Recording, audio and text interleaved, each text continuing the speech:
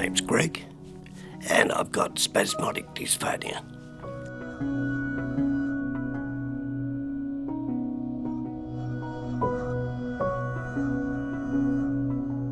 My life was a lot better before I had the voice disorder. I was more social, more connected with conversations, but since getting spasmodic dysphonia, that's all changed.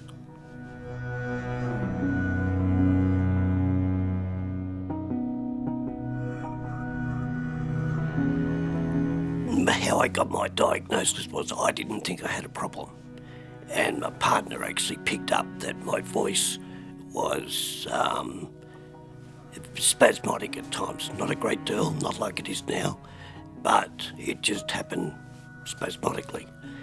And I happened to be going to an ear, nose and throat specialist about my hearing, and she said to mention to the ear, nose and throat doctor that I had a problem.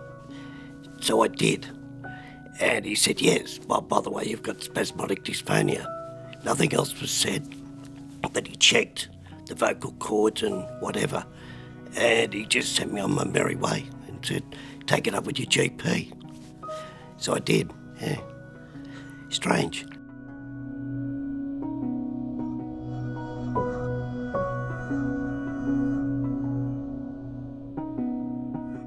My biggest impact has been with work. I was a regional manager with a financial institution, and my job was always interacting with staff and customers, etc. And I know of examples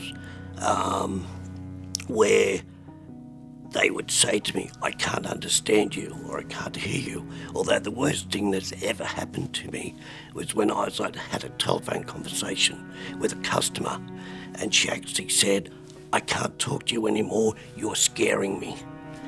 Yeah, and with that, she hung up, and that really has been the worst thing. I don't like using the phone. I stay away from that as much as I can. I prefer text or emails. As far as, I don't think I go out as much. If it's noisy, I just stay away, or I don't talk. I'll sit there and not communicate, which is totally opposite to what I was previously, where I'd be very proactive in talking to other people. So that's had a big impact from my point of view.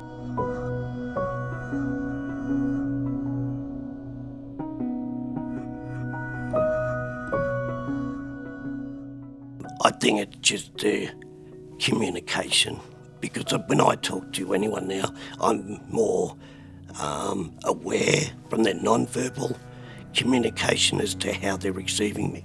And you can see they're struggling at times, or they can't hear me or don't understand. I think, oh, well, I'll just give up.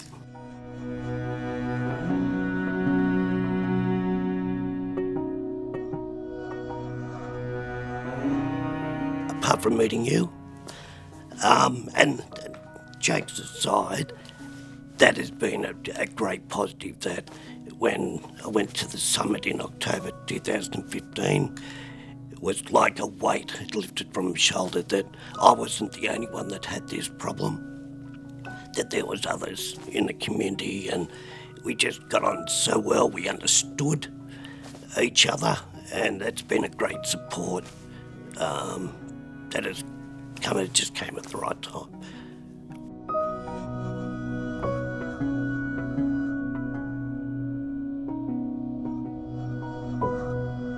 Don't tell me that you know how I feel, because you don't. You definitely do not. You don't. They don't know the frustrations that I go through in trying to communicate.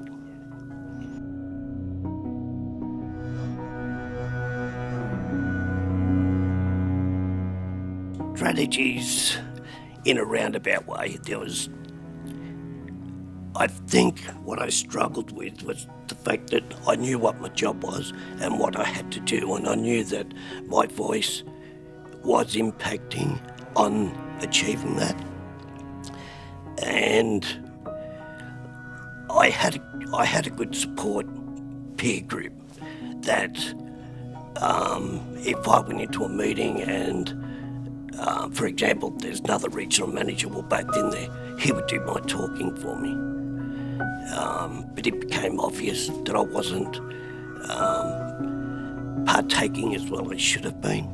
So that started to have an impact on me. I think it had an impact on others. Although they were showing support, especially from the senior level, I always questioned their support. And it came to a stage where they did redundancies across Australia. And it was at that point I decided, and you had to reapply for your job. And I thought, well, if I was an employer, I wouldn't employ me because I knew I couldn't do all of the job as such.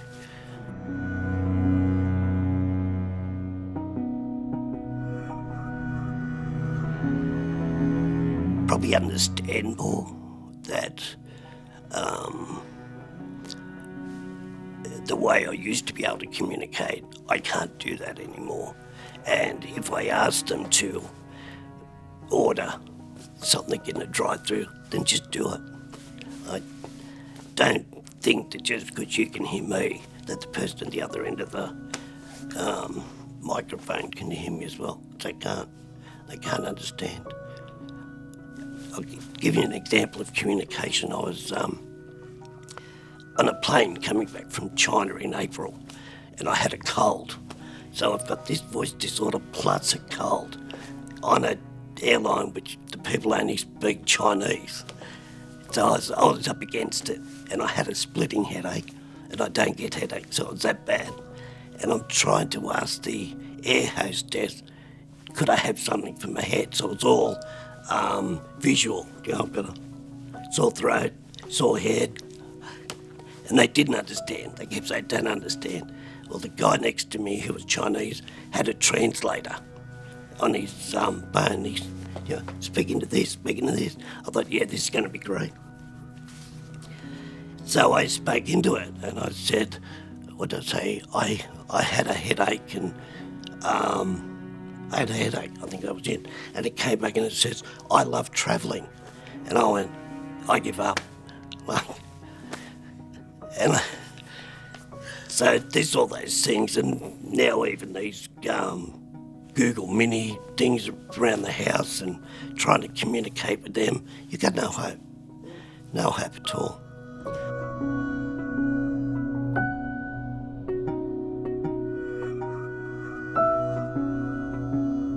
Probably if I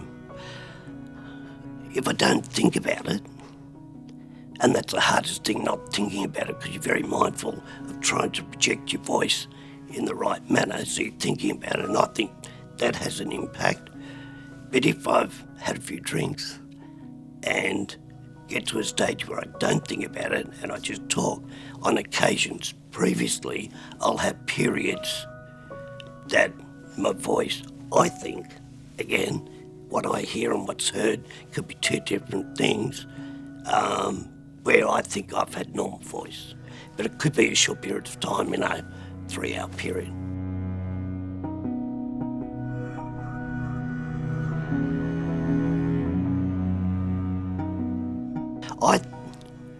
I honestly believe, and whether or not it's to do with age or whatever, I try not to worry about things I don't have control over.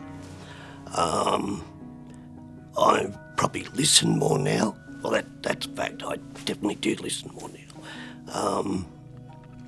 And I think that helps to... And I don't think I'm a stressful person. I don't think I've ever been a stressful person.